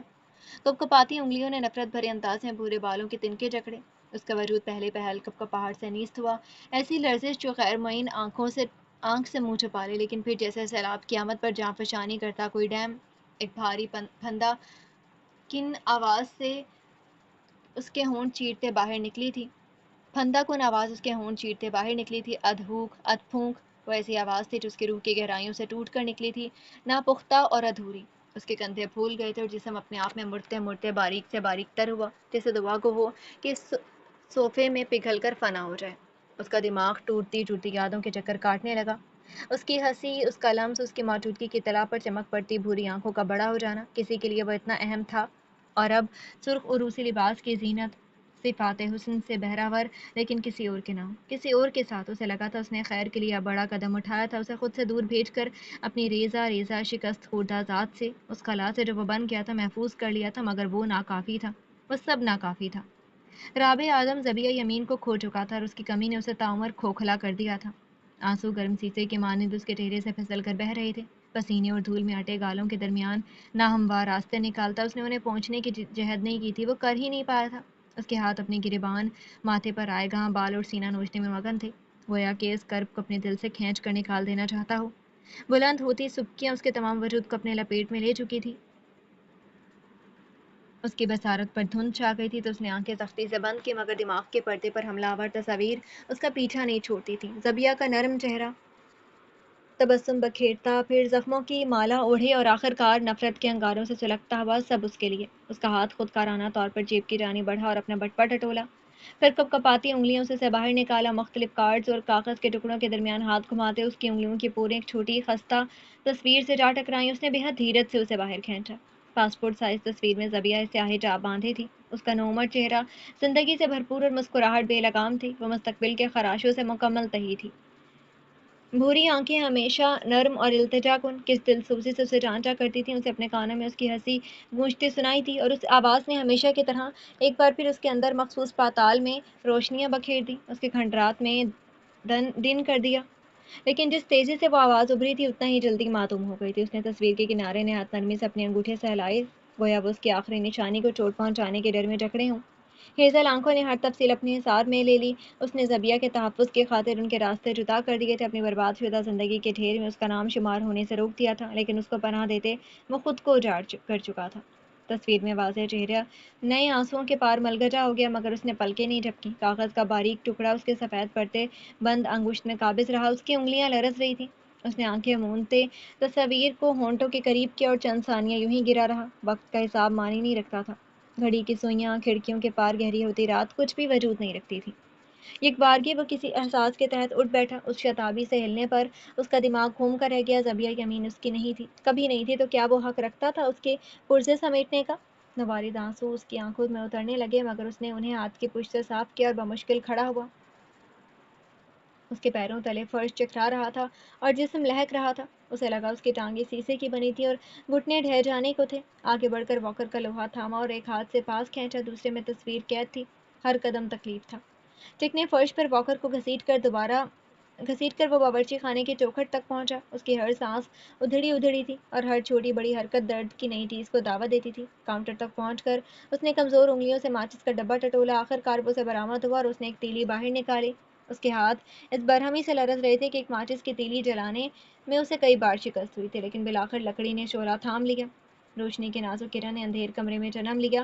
اس نے دوسرے ہاتھ سے تصویر کو جانچا۔ ہیزل آنکھیں ہزارہ جذبات سے پل پل ناز ہو رہی تھی۔ یہی ٹھیک قدم ہے، اس نے دل سے شک کا بیج کھود کر نکالے۔ اسے زبیہ کو چھوڑنا تھا، اسے اپنی زندگی میں اسے چھوڑ کر آگے بڑھنا تھا جیسے وہ بڑھ چکی تھی۔ لیکن زبیہ کی آگے کیا تھی؟ زبیہ کے بعد کی زندگی کیا تھی؟ اس کی آخری نشانی کو مسمار کرنے کا خیال اس کے اپنے دل میں آبولے ڈال رہا تھا۔ اس نے فوٹو کو بیسن کے کنارے تھاما اور تیلی قریب لایا۔ شعلے نے تصویر کا کنارہ اپنی لپیٹ میں پکڑا اور پھر آہستگی سے سارے کاغذ کو چاٹتے اسے سیاہ راکھ میں مروڑ ڈالا۔ وہ محب سا دیکھتا رہا۔ آگ زبیہ کی تصویر کو مکمل نگل گئی تھی اور اس کے نارنجی شعلوں کا عکس رابع کی آنسوؤں سے بھاری آنکھوں میں بنتا اور مٹتا رہا۔ درد فوری اور لا انتہا تھا۔ اس کے سینے میں چبھن یکدم تیز ہوئی تھی۔ رابع نے تیلی کو آزاد کیا جو بیسن میں گر کر مرطوب ہو گئی اور ہاتھوں سے اپنا سینہ تھاما۔ اس کی سانس اٹک رہی تھی۔ وہ بیسن سے پیچھے لڑکھڑایا، ٹانگیں اسے کھڑا رکھنے سے انکاری تھی۔ بھاری ہچکیوں کے درمیان وہ ٹھنڈی زمین میں ڈھہ گیا۔ وہ روتا رہا اور پھر روتا رہا۔ زبیہ، زبیہ، زبیہ، اس کی ہر یاد آج اسے ستا رہی تھی، ڈس رہی تھی، کلس رہی تھی۔ کس قدر مان سے دیکھا کرتی تھی وہ اسے، گویا وہ دنیا کا پہلا اور آخری مرد ہو۔ اس کی ہستی میں اس نے اپنے لیے وہ محافظ ڈھونڈا تھا جو زندگی نے اسے کبھی نہیں بخشا تھا۔ کتنی محبت، کتنا خیال! اس نے اپنی ذات سے بڑھ کر بھروسہ کیا تھا اس پر۔ وہ تو ہمیشہ سے مشکور رہا تھا اس کے ساتھ کا، تو اس کا کون سا عمل اسے اتنا دور سے لے گیا تھا؟ کسی اور کی چھت تلے، کسی اور کی پناہ میں اس نے آنکھیں بھینچ لی۔ کسی اور کی نگاہ میں وہ اس فرش پر نہ جانے کب تک لیٹا رہا۔ سخت ٹائلز کی خنکی اس کی ہڈیوں میں جھانکتی رہی۔ اس کے جسم میں اب بھی کپکپاہٹ رینگ رہی تھی۔ کوئی فرار نہیں تھا۔ نجات کی قیمت ہمیشہ جرم سے زیادہ ہوتی ہے۔ چھت کو تکتی اس کی خالی خالی نگاہوں میں آنسوؤں کے ہمراہ رات سموں گئی اور وہ ماضی کی تڑپ میں کبھی نہ ملنے والی محبت کا سوگ مناتا رہا۔ وہ دنوں کی گنتی بھول رہا تھا۔ اسے یاد رہتا تو بس اتنا کہ کسی زیرو پر بھروسہ نہیں کرنا تھا، کسی کی باتوں میں نہیں آنا تھا، اور کوئی بھی رپورٹر چاہے جتنا بھی خوش اخلاق اور پرخلوص ہو اس کا دشمن تھا۔ جہاں پہلے وہ سڑک سے گزرتے 10 طرح کے حفاظتی اقدامات لیتا تھا، اب سر اٹھائے روڈ پر نکل آتا تھا۔ کیمرے اب بھی اس کی جانب جھپکتے تھے۔ قاتل اور دغاباز کے نعرے اب بھی اونچے ہوتے تھے اور لوگ اب بھی اسے دیکھ کر سوالات چبھ ہوتے تھے، لیکن اس نے رد عمل ظاہر کرنا چھوڑ دیا تھا۔ اس نے احساس کرنا چھوڑ دیا تھا، اس نے وضاحتیں دینا ترک کر دی تھی کیونکہ اس کی زبان نے راہ بدل لی تھی۔ اب وہ تھا اپنے ساتھ بھی اور اپنے مقابل بھی۔ ٹریڈ مل کی سیٹنگ آہستہ کرتے اس نے گردن میں پڑے تولیے کی مدد سے اپنے گال پہنچے، پسینہ بوند بوند اس کی چمکتی جلد پر نمایاں تھا۔ سفید ٹی شرٹ اس کے اوپری جسم پر چپکی ہوئی تھی اور آخر کار دونوں بازو پٹی کی قید سے رہا۔ آج وہ واکر کے بغیر پہلی بار چلنے کی کوشش کر رہا تھا۔ قریب سٹینڈ پر رکھا اس کا فون تھر تھر آیا تو اس نے جھک کر اسکرین دیکھی۔ باس کالنگ۔ یس سر۔ اس کی آواز روکھی تھی، آنکھیں بھی ساکت۔ ہیڈ کوارٹر پہنچو، ارجنٹ۔ تھوڑی دیر میں رابع آدم ملائیشیا ایئر لائنز آفس کے شفاف زینے احتیاط سے عبور کرتا سربراہان کے کمرے کی جانب جاتا دکھائی دے رہا تھا۔ اس نے سرمئی فٹنگ والا سوٹ اور پینٹ زیب تن کی تھی، آنکھیں سنجیدہ اور بھورے بال برابر کٹے ہوئے تھے۔ اس کی داڑھی بھی اب کے ترتیب شدہ تھی۔ سی ای او کے دروازے پر دستک دیتے وہ اندر داخل ہوا تھا تو منیب احکام نے سر اونچا کر کے اسے دیکھا تھا۔ وہ کسی اور ملازم کے ساتھ زیر گفتگو تھے تو اسے دیکھتے خاموشی سے اپنی بات ختم کی تھی۔ واکر کو ساتھ چلاتے وہ لیدر کی کرسیوں کے پیچھے جا کھڑا ہوا اور بازو سامنے باندھے۔ دوسرا آدمی جا چکا تو انہوں نے ایک ٹھنڈی سانس بھرتے اسے دیکھا اور سیٹ میں پیچھے ہوئے۔ کیسے ہو رابع؟ تمہاری ریکوری؟ الحمدللہ۔ وہ نیچے دیکھتا رہا۔ میڈیا تمہیں تنگ تو نہیں کر رہا؟ وہ جو پوچھ رہے تھے اس کے استحصال سے وہ دونوں ہی آگاہ تھے۔ رابع کو میڈیا تنگ نہیں کر رہا تھا، اجاڑ رہا تھا، بلکہ اجاڑ چکا تھا۔ اسے بڑھاوا دینے میں بھی اس کی بہنوئی کا ہاتھ تھا، جسے لگتا تھا وہ اپنی بہن کو وراثت کے نام پر بھگوس گیا ہے۔ زیادہ نہیں، اس نے جھوٹ کہا اور انہوں نے اس کا جھوٹ مان لیا۔ دیکھو، کیس کی تفتیش تو چل ہی رہی ہے، اب تک نہ بلیک باکس ملا اور نہ ہی آٹوپسی ٹیسٹنگ سے کچھ ٹھوس ہاتھ آیا۔ پولیس اس مکینک کو ڈھونڈ رہی ہے جس نے پلین ماڈل بنایا تھا، لیکن وہ، انہوں نے سر جھٹکا، ملائیشیا میں نہیں ہے، ہمیں اس کی لوکیشن کا اندازہ بھی نہیں ہے۔ وہ خاموشی سے سنتا گیا، اسے سب پتا تھا، ظاہر ہے اسے سب پتا تھا۔ مجھے تم سے کچھ ضروری ڈسکس کرنے۔ بیٹھو گے؟ بیٹھو کے بجائے بیٹھو گے۔ رابع نے ان کے رویے میں دور چلتی لال بتی دیکھ لی تھی، اس نے نفی میں سر ہلایا۔ اوکے۔ وہ مطمئن لگے اور دراز سے کچھ نکالنے میں مگن ہوئے۔ ان کی حرکات سست تھیں، جیسے وہ خوفزدہ ہوں یا شرمندہ یا پھر دونوں۔ یہ، انہوں نے ایک لمبا کوڑا کاغذ اس کے سامنے رکھا تھا، دانت ہون چبا رہے تھے۔ رابع نے سوالیہ نظروں سے بغور اسے دیکھا اور پھر انہیں۔ تمہارا سسپینشن لیٹر ہے، 6 ماہ کا۔ وہ بے چین تاثرات سے اسے دیکھتے رہے اور وہ ساکت کھڑا اس کاغذ کو، پھر اس نے آگے جھک کر اسے اٹھا لیا اور اپنی طرف موڑا۔ وہاں انگریزی کے سطور درج تھے، 200-250 الفاظ کی فضول بکواس۔ اسے ایک جملے سے زیادہ کچھ پڑھنے کی ضرورت نہیں تھی، لیکن پوچھنے کی تھی، آپ مجھے فائر نہیں کر رہے؟ اللہ اللہ، بالکل نہیں، بس اس انویسٹیگیشن کے اختتام تک تم سسپینڈ ہو، ورنہ تم تو ہم میں سے ہو۔ رابع، اس نے پیپر طے کر کے جیب میں ڈالا۔ آپ کو کیسے یقین ہے تفتیش کے آخر تک میں مجرم ثابت نہیں ہوں گا؟ کیونکہ تم بے قصور ہو۔ رابع نے ہلکا سا تیرشا کیا تھا رخ۔ وہی تو، آپ کو کیسے پتا؟ منیب احکام کے ہونٹ سل گئے اور آنکھیں گھبراہٹ میں کھل بند ہوئیں۔ اچانک آفس کا وہ کمرہ سکڑنے لگا تھا، انہیں بے اختیار اپنی ٹائی ڈھیلی کرنی پڑی، گردن کے نیچے لٹکتا گوشت آزاد ہوا۔ رابع ان کی بے آرامی پر مسکرا دیا۔ 6 مہینے بعد۔ اس نے 2 انگلیوں سے سلام پیش کیا اور دروازے کی جانب مڑ گیا۔ 6 ماہ کا عرصہ سننے میں جتنا اذیت ناک لگتا تھا، در حقیقت اس سے کئی گنا زیادہ تھا۔ سسپینشن کے پہلے ماہ سے اس کے دن آپس میں گڈمڈ ہونے لگے تھے، رات دن اور دن رات لگنے لگے تھے۔ وہ کبھی لاؤنج کے صوفے پر سویا رہتا تو کبھی کمرے میں رکھی شیشے کی سینٹر ٹیبل کے گرد قالین پر آنکھیں موند لیتا۔ وہ سوتا جاتا، کبھی پوری رات، کبھی پورے دن۔ جب جاگتا تو اس کا حلیہ بگڑا ہوتا، گھر کوڑا دان لگتا، ایک ہاتھ سے مکھن لگی ڈبل روٹی کھاتے، وہ دوسرے سے بکھرے بال درست کرتا، تھوڑی دیر جاگتا اور جگہ دے کر پھر کہیں سو جاتا۔ سونا اس کا فرار بن گیا تھا، وہ واحد لمحات جب وہ دماغ کے کونے کونے سے اٹھتے شور کو قابو کر پاتا، جب وہ اماں کی مسکراہٹ بھلا پاتا، رباب کی چھیڑ خانیوں سے بے نیاز رہ سکتا، ادا کی ہنسی سے ہوتے دل کے درد کو محسوس نہ کرتا اور ذبیحہ کے آرات جیسے الفاظ کا بوجھ اپنے سر نہ لیتا۔ سونا اس کی رہائی بن گیا تھا۔ اس کا فون بجتا تو وہ خواب کسی کیفیت میں اسکرین دیکھتا۔ اسے دن میں درجنوں کالیں موصول ہوتی تھیں، سارا سپیم، متجسس عوام جو اس کے منہ سے کچھ سننا چاہتی تھی۔ وہ اکثر نمبر بلاک کر کے کروٹ بدل لیتا، کبھی نیند زیادہ خراب ہوتی تو اٹھا کر غلط زبان استعمال کر لیتا، پھر کال خود نہیں آتی تھی۔ دن کٹ رہے تھے، اس کا وزن گھٹ رہا تھا۔ اتنا سونے کے باوجود جب اسے اپنی آنکھوں کے گرد ہلکے گول ہوتے نظر آئے تو اس نے حیرت سے ابرو اٹھائے، اسے اپنا جسم ڈھیلا پڑتا محسوس ہونے لگا۔ وہ پورا دن کچھ نہیں کرتا تھا، نہ کسی سے بات کرتا، نہ فون اٹھاتا، نہ کھانا ٹھیک سے کھاتا اور نہ گھر سنبھالتا۔ وہ چھت کو تکتے رہتا تھا، گھنٹوں گھنٹوں یوں ہی اس سفید سیلنگ کو گھورتا رہا تھا۔ پہلے عصر کی اذان ہوتی، تھوڑی دیر بعد مغرب۔ وہ ہاتھ سے دیوار پر بندی نارنجی دھوپ میں طوطے کا عکس بناتا، ادا اس پر ہنس دیا کرتی تھی۔ عشاء کی اذان تک ساری روشنیاں پھیکی پڑ جاتی تھی، وہ یوں ہی لیٹا رہتا۔ اسے زبیہ یاد آتی تھی تو وہ کھڑکی میں جھک کر اس کے گھر کی جانب دیکھتا۔ وہاں اب صرف اس کے ابا رہتے تھے۔ وہ شادی کر کے چلی گئی تھی، اس کی خالہ بھی چین شفٹ ہو گئی تھی۔ وہ زیادہ یاد آتی تو وہ پلنگ پر گر جاتا اور اپنا فون کھو لیتا۔ پرانی چیٹ کے 4 سطور پڑھتے ہی اس کی آنکھیں بند ہونے لگتی۔ اسے حیرانی تھی کہ وہ کتنی آسانی سے نیند کا عادی بن گیا تھا، بغیر کوئی منشیات یا مخترات کے استعمال کے۔ ہنسی بھی آتی تھی لیکن منہ ہلاتے اس کا چہرہ دکھتا تھا۔ وہ فون پر گروسری کا آرڈر لکھواتا تو اسے اپنی آواز پہچان میں نہ آتی۔ وہ ہفتوں ہفتوں بعد منہ کھولتا تھا۔ ایک روز آرڈر لکھواتے اسے اپنا نام بھول گیا تھا۔ وہ سر کھجاتا رہا اور پورا گھر ڈھونڈ کر اپنے یونیورسٹی کے پرانے نوٹس میں سے پڑھ کر سنایا۔ جب وہ پورا دن سوتا تو اس کی راتیں سنسان گزرتی۔ وہ بنا پلک جھپکائے آس پاس دیکھتا رہتا، اپنی ہتھیلیاں آنکھوں کے سامنے کر کے کھل بند کرتا، 1 سے 100 تک گنتا، پھر 100 سے واپس 1 تک۔ بیڈ شیٹ کے پھول انگلی کی پوروں سے سہلاتا اور آخر میں خود ہی ہنس دیتا۔ کبھی کبھی وہ رباب کے نمبر پر کال ملاتا، آپریٹر اسے پیغام سنا کر کال کاٹ دیتی، لیکن وہ بولتا رہتا۔ کیا بولتا اسے خود یاد نہیں رہتا تھا۔ اس کے الفاظ مل جل جاتے، باتیں اور ہنسی ہاتھ میں ڈالے ہوتے، اور پھر دن چڑھاتا۔ تیسرا مہینہ گزر رہا تھا لیکن دنیا کیس نہیں بھولی تھی۔ ان کی نفرتیں اتنی ہی اٹل تھیں۔ مارچ کے ایک دن جب وہ باتھ روم میں کھڑا منہ پر پانی پھینک رہا تھا تو اس کا فون بجا تھا۔ وہ چہرہ سکھاتے کمرے تک آیا تو کال پر جوہان تھا۔ اس نے ایک پل کے لیے رک کر آس پاس دیکھا تھا، پھر آخر کار ہرے بٹن دبا کر فون کان پر لگایا تھا۔ یا اللہ، تم زندہ ہو! اس کے پیچھے گاڑیوں کا شور سنا جا سکتا تھا، لیکن اس کی اپنی آواز کی حیرانی سب سے نمایاں تھی۔ رابع نے کچھ کہنے کے لیے لب کھولے، آواز گلے میں اٹک گئی۔ اس نے گلا صاف کیا۔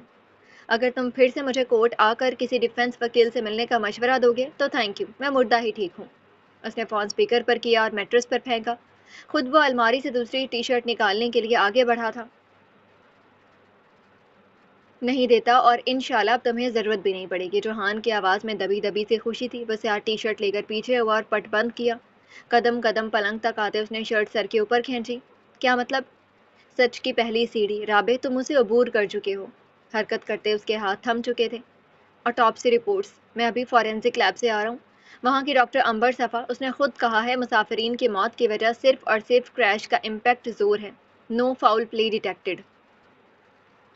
اچانک اس کے گرد دنیا نے اپنے چکر میں تیزی اختیار کی، اسے کھڑا رہنے میں دقت ہوئی۔ سچ؟ امید کیوں نہیں چھوڑتی تھی یہ شے انسان کو؟ ایک دم۔ اس کی میڈیا سے گفتگو شام میں۔ آج شام؟ کل شام رابع، ابھی رات ہو رہی ہے۔ وہ 1 منٹ ٹھہر گیا، اس کے لہجے کی فکر مندی ظاہر ہوئی۔ تم اب اٹھے ہو؟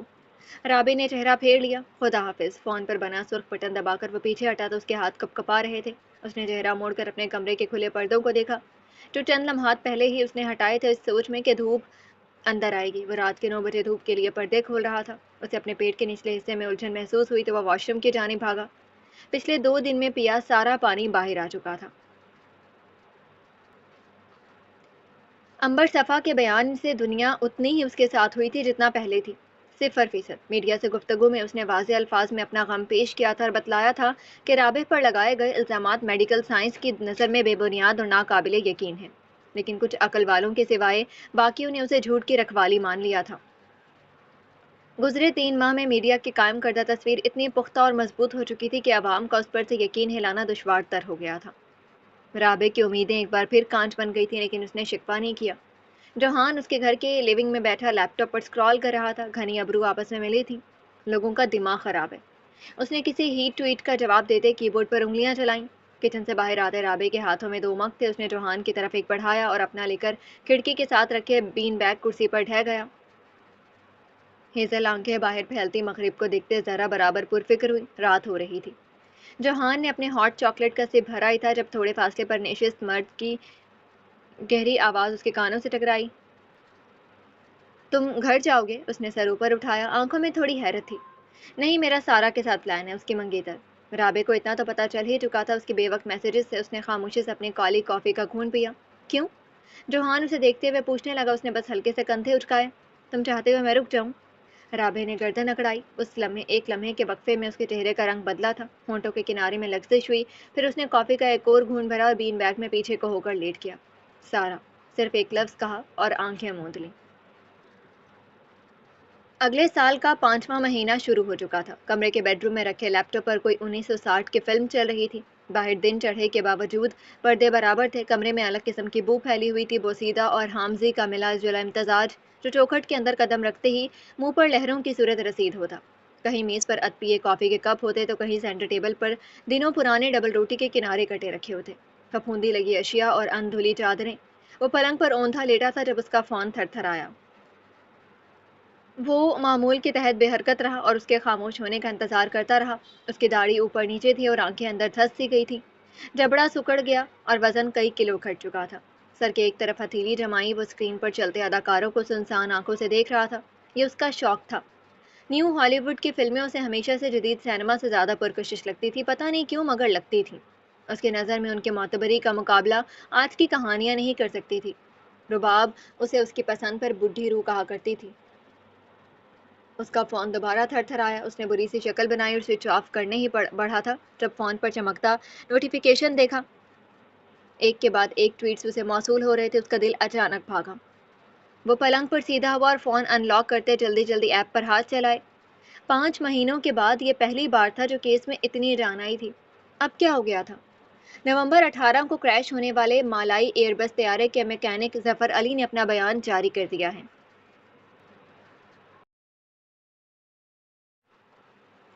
اس نے اپنے منہ پر ہاتھ پھیرا۔ پسینہ پسینہ پسینہ۔ آرٹیکل پر کلک کرنے سے قبل اس کی انگلیاں لرز رہی تھیں۔ 100 جھوٹ کے بعد وہ پہلا سچ ہوگا یا 101 نمبر دھوکا؟ اس نے ایک سانس اندر کھینچی اور لنک کھول ہی دی۔ اس کے فون پر کئی تصویریں چمکی اور پھر پورا آرٹیکل کھل گیا۔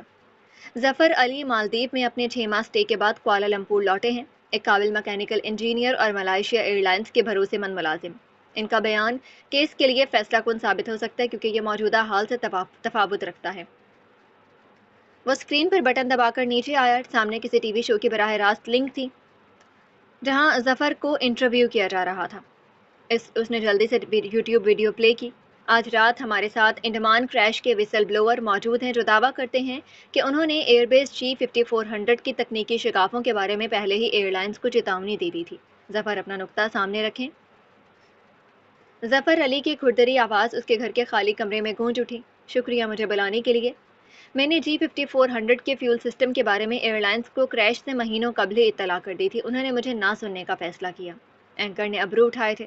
آپ نے کیا بتایا تھا ایئر لائنز کو؟ ہمیں کھل کر بتائیں۔ ظفر نے گہری سانس لی۔ میں نے ایک ڈیٹیلڈ رپورٹ تیار کی تھی، ثبوت اور دلائل سمیت، جس میں G5400 کے فیول سسٹم کی خرابیاں واضح تھیں۔ میں نے انہیں سارے طیارے گراؤنڈ کرنے کو کہا تھا تاکہ مکمل طور پر جانچ ہو سکے، لیکن انہوں نے مجھے سنجیدگی سے نہیں لیا۔ منیب احکام کے لیے سیفٹی سے زیادہ عزیز منافع ہے۔ اینکر نے ہاتھ آپس میں پھنسائے۔ کیا آپ کا اشارہ کرمنل انٹینٹ کی جانب ہے؟ ظفر علی اٹل تھا۔ بالکل۔ یہ جانتے بوجھتے اندھے پن کا ڈھونگ رچایا گیا۔ منیب احکام کو کمپنی کی باٹم لائن کی فکر ہے۔ ظاہر رہتے ہیں طیارے فارغ ہو جاتے تو انہیں کروڑوں کا نقصان برپا کرنا پڑتا۔ اینکر نے اپنے ایئر پیس کو چھوا اور پھر اس کا چہرہ کھل اٹھا۔ Breaking news just in. Munib احکام کو ان کے گھر کے باہر سے حراست میں لے لیا گیا ہے۔ پولیس اہلکاروں نے انہیں اپنے ٹریول بیگ کے ساتھ پایا۔ شبہ ہے کہ وہ ملک سے فرار ہونے کے سفر میں تھے۔ کیا کہنا چاہیں گے ظفر؟ ظفر نامی آدمی مسکرا دیا اور چہرہ ترچھا کیا۔ اگر میرے الفاظ انصاف دلا سکتے ہیں تو میں ہر بار ہر مظلوم کے لیے آواز اٹھاؤں گا۔ آپ کے پلین کے پائلٹ کے بارے میں کیا رائے ہے؟ اب کہ جب ہمیں پتہ ہے وہ بے قصور تھے۔ اب کے اینکر پرچے پر کچھ لکھ رہا تھا۔ ظفر نے ایک ٹھنڈی سانس اندر کھینچی۔ کیپٹن رابح نے سنگین الزام تراشیاں برداشت کی ہیں۔ سربراہان کی ناکامیوں کے لیے انہیں قربانی کا بکرا بنا لیا گیا تھا۔ پائلٹس ہر روز ہزاروں فٹ اوپر اپنی جان داؤ پر لگاتے تاکہ کسی اور کا سفر آرام بخش بنا سکے۔ ان پر کسی نظامی مسئلے کا ملبہ ڈالنا نہ صرف ناانصافی بلکہ اصل مسائل سے دغا بھی ہے۔ اس نے سستی کے ساتھ اپنے پیر پلنگ سے نیچے اتارے۔ پس منظر میں ظفر علی اب بھی کچھ کہہ رہا تھا۔ اس کی قوت سماعت دھیمی پڑ رہی تھی۔ ہر لفظ کے کانوں سے دور ہی اپنے معنی کھو جاتا تھا۔ اس نے ایک ہاتھ سے میٹرس کی چادر کس کے تھامی، آنکھیں دیوار پر جڑے کسی اندیکھے نقطے کو سراہتی گئیں اور پھر وہ آہستگی سے مسکرا دیا۔ چہرے کی تکان مکمل غائب ہو گئی اور گال پر آدھا چاند واضح ہوا جو اپنی جگہ بھول چکا تھا، لیکن اگلے لمحے اس کا چہرہ بدل گیا تھا۔ آنکھوں سے چمک اتر گئی، لبوں سے مسکراہٹ دور ہوئی، سانس اتنی باریک ہوئی کہ اسے خود آواز نہ آئی۔ ایسا معلوم ہوتا تھا جیسے وہ بے حسی کے اس عملے تنفس کو بھی جھنجھوڑ رہی ہو۔ بے حس یہی ایک لفظ تھا اس مجسمے کے لیے جس سے دنیا اپنے شبہات واپس لے سکتی تھی، لیکن اسے اس کا آپ کبھی لوٹا نہیں سکتی تھی۔ ملائیشیا ایئر لائنز کی باوقار بریفنگ روم میں پروجیکٹر کی نیم نیلی روشنی دیواروں پر سائے کھینچ رہی تھی۔ ایئر لائن کے انتظامیہ کمرے کے چوگرد جمع تھے، آنکھوں میں ڈھیروں پیش بندی اور تحقیق لیے۔ یہ واقعہ تھا 2010 اکتوبر کا، انڈمان کریش کے 11 ماہ اور سچ کے کھل جانے کے 5 ماہ بعد۔ دنیا جان چکی تھی رابع آدم وہ نہ تھا جس کی تصویر برسوں تک میڈیا نے مشہور کی تھی۔ ایسا نہیں تھا ہر زیرو ہی اس کی معصومیت کی گواہی دینے نکل پڑی تھی، لیکن بیجا ہونے والی تفتیش اور الزام تراشیاں کافی حد تک دم توڑ گئی تھیں۔ جہاں کسی آرٹیکل میں رابع کے مشکوک ہونے کو نقطہ اٹھایا جاتا، اس کے برابر ہی دوسرا آرٹیکل منیب احکام کے بےایمان منصوبے کا ہوتا جس نے ایک مظلوم آدمی کے پیچھے چھپ کر معصوم لوگوں پر وار کیے۔ 60 کا ہنسا چوتا وہ محترم چہرہ پیسے کا اتنا کثیر پجاری ہوگا کسی کو نہیں پتا تھا، نہ ہی یہ کہ اس کی رابع کا ساتھ دینے کی وجہ صرف اور صرف ایک تھی، اپنا اور ایئر لائن کا نام خراب نہ ہونے دینا۔ سی آئی ڈی آفیسر ابھیجیت کے بیان نے جہاں رابع کے مجرم ہونے والے پرچم کو ہوا دی، وہیں منیب احکام نے اپنا کھیل ٹیڑھا کر لیا۔ اسے زیادہ کچھ نہیں کرنا پڑا، رابع کے ساتھ دے کر وہ ایک نرم دل شخصیت بھی بنا رہا اور اسے اسکیم سے ہٹا کر اس کی ایئر لائن کا نام بھی صاف رہا۔ لیکن نہ تو اب اس کا نام تھا سوائے گالیوں اور لعنتوں کے، نہ ہی ملائیشیا ایئر لائنز کا۔ پچھلے ایک سال میں ملائیشیا ایئر لائن نے اپنی اعتمادیت ہر طرز سے کھو دی تھی۔ شروعاتی چند ماہ ان کے خلاف مالائی سول ایویشن اتھارٹی کی طرف سے قانونی مقدمے چلتے رہے تھے، اس کے ساتھ ہی ان کے اقتصادی خمیازے عروج پر تھے۔ ان کی ساکھ پر اٹھتے سوالات کی وجہ سے ان کے مسافرین کی تعداد پر بھی از مطلب کم ہو چکی تھی، کیونکہ اصل اقتا ایئر لائن کی قیادت سے بلند ہوا تھا تو بورڈ آف ڈائریکٹرز نے انتظامیہ کی ٹیم میں کئی قابل توجہ رد و بدل کیے تھے۔ وہ لوگ ہر طریقے سے اپنا غرقاب ہوا اعتماد واپس حاصل کرنے کی جست میں تھے۔ ایئر لائن کے بقیہ اور نئے آنے والے سربراہان نے کیس کی تحقیقات میں بھی پولیس کا بڑھ چڑھ کر ساتھ دیا تھا۔ وہ یہ صاف گوئی سے بتلا چکے تھے کہ ان کا جھوٹ اور کسی بھی جھوٹے انسان سے کاروباری یا نجی کوئی بھی معاملہ طے نہیں، نہ ہی ہو سکتا ہے۔ ان کی کمر توڑ کوششوں نے عوام کے دل ذرا برابر ان کی طرف پگھلائے تھے اور 11 ماہ سے ہوتے مسلسل بائیکاٹ دھیمے دھیمے چھٹ رہے تھے۔ ان کا پیسنجر اکاؤنٹ بظاہر نہ صحیح لیکن افزوں ضرور ہو رہا تھا۔ قدم قدم منیب احکام پر بے حساب مقدمات درج ہو چکے تھے اور فی الوقت وہ مقامی پولیس ڈیسٹینیشن سینٹر میں قید تھا۔ سب کو معلوم تھا اس جیسے بڑے آدمی کا کیس اتنی آسانی سے نہیں گلنے والا تھا، اس لیے سچ کو ٹھوس کرنے کے لیے پزل کی آخری کنجی تلاش کی تھی، اور وہ تلاش جب مکمل ہوئی، جب 10 ماہ بعد پلین کا بلیک باکس سرچ ٹیموں کے ہاتھ لگ گیا تھا۔ رابع کی کوشش اور پریشان بیانات سن کر، اس افسوسناک حادثے کو براہ راست جی کر، جو لوگ اس پر ذرا بھی مشکوک تھے وہ بھی ہار مان گئے تھے۔ رابع آدم بے قصور تھا اور یہی تھا دا نیو ٹرینڈ۔ اس کو راست کو ماننے والے 71 سے بیشتر ہوئے تھے۔ کافی مقتولین کے اہل خانہ نے اسے معذرت کرنے کے لیے پہل کی تھی، کبھی سادہ پھول بھیج دیے تو کبھی میڈیا کے سامنے اپنا نیا بیان جاری کیا جس میں وہ اسے سارے گناہوں سے پاک مانتے تھے۔ کہیں عدالت میں کیے مقدمات واپس لے لیے تو کہیں اسے بطور خصوصی ای میل کر کے معاوضہ ادا کرنا چاہا۔ تازہ ولایت رکھتے ایئر لائن کے چیف ایگزیکٹو نے مائک کو اپنی انگلیوں سے چھوا اور پوڈیم پر آگے جھکے۔ خوش آمدید خواتین و حضرات اور معزز ساتھیوں، آج کا دن ملائیشیا ایئر لائنز کے لیے عظیم ہے کیونکہ ہم اپنے ہی ایک دوست کی خوش اسلوب کامیابیوں کو سراہنے یہاں جمع ہوئے ہیں۔ پروجیکٹر اسکرین کے سامنے کرسیوں کی قطاریں ایئر لائن کے سٹاف سے بھری پڑی تھی۔ وینیو کے آخر میں لگے نیم سنہری پردے اے سی کے خون خوا کے دم پر آہستگی سے حرکت کر رہے تھے۔ پیچھے اسکرین سے اٹھتی روشنیاں، ایئر لائن کا لوگو اور کمپنی کے مخصوص رنگ ہر طرف بکھرے تھے۔ آج ہم اس مقام پر کھڑے رہ کر فرسٹ آفیسر رابع آدم کی توصیف کرتے ہیں، ان کی فلائٹس کے گھنٹوں یا کتنے میل لاگ طے کیے اس بنیاد پر نہیں بلکہ ان کی قابل ستائش ہمت پر جس کا نمونہ انہوں نے ملائیشیا ایئر لائنز کے ساتھ اپنی مسافرت میں ظاہر کیا۔ چند چہروں نے پوڈیم کے پچھلی طرف آنکھیں گھمائیں، وہ لوگ وہاں کسی کو دیکھ رہے تھے۔ عزالدین اپنی اسپیچ میں بے روک رہے۔ ایسی آفتیں جو ہم میں سے مضبوط تر تک کو جھنجھوڑ دیں۔ رابع آدم نے اس طوفان کا ڈٹ کر مقابلہ کیا اور اس سے فتح مند برخاست ہوئے۔ اس بدنصیب حادثے کے بعد جب میڈیا نے ان کے نام کے اوپر سائے بچھائے تو وہ امتحان صرف ان کی پیشہ ورانہ زندگی کو نہیں بلکہ انسانی طور پر انہیں کوستا تھا۔ پوڈیم کی پچھلی طرف کھڑے مرد نے ہلکی نیلی شرٹ کے کالر کے نیچے اپنی گردن کھجائی۔ اتنے لوگوں کی نگاہیں اس کے کھال پگھلا رہی تھی، ایک ایک نظر سیدھا اس کی نسیں چھیڑ رہی تھی۔ لیکن آج عزالدین کے الفاظ ختم نہیں ہوتے تھے۔ جن آزمائشوں سے ہم گزرتے ہیں وہ ہمیں بیان نہیں کرتے بلکہ ہماری پہچان اس سے ہے کہ ہم کس طرح ان کا سامنا کرتے ہیں۔ فرسٹ آفیسر رابع آدم کی کارکردگی مستحق تعریف ہے۔ 29 سال کی عمر میں وہ ہماری ایئر لائن کی تاریخ کے سب سے کم عمر کیپٹن کے طور پر اڈاگ ہے۔ اور یہ ان کی برتر مہارت اور لگن کا ثبوت ہے۔ کیپٹن رابع اپنے ساتھیوں کے لیے تلقین کی روشنی لے کر ابھرے ہیں۔ کمرے کی مجموعی نگاہ اس پر تھی، گہری سانس باہر چھوڑتے اس کی تنگ انگلیاں آہستگی سے ڈھیلی ہوئیں۔ اس نے دونوں پیروں کے درمیان فاصلہ بڑا کرتے اپنا طرز چوڑا کیا، کندھے بھی آرامی سے ٹکرائے۔ اب کہ وہ اٹل لگتا تھا، وہی بہادر مجاہد جسے سب داد دینے وہاں اکٹھے ہوئے تھے۔ اس نے چہرہ اٹھا کر اپنے سامنے بیٹھے لوگوں کو دیکھا تھا۔ ہیزل آنکھیں ساکت تھیں، کناروں سے روشنی میں نہائیں اور بیچ سے سیاہی میں رنگی، وہ اخفا دور رخی کی مہارت رکھتی تھیں۔ خدا کرے کیپٹن آدم کا سفر ہم میں سے ہر ایک کو حوصلہ دے کہ ہم آزمائشوں کا مقابلہ استقامت کے ساتھ کریں اور ان سے مضبوط برخاست ہوں۔ کمرہ مشترکہ طور پر تالیوں کی گونج سے بھر گیا۔ رابع نے اپنے نام پر قدم پوڈیم کی جانب کیے۔ پس منظر میں کھڑے کیپٹن رحمان نے اسٹیج کے بیچ اشارہ کیا، جہاں لکڑی کی چھوٹی سی میز سجائی گئی تھی جس پر کیپٹن کے عہدے سے منسلک امتیازی نشانات کی جھلک تھی۔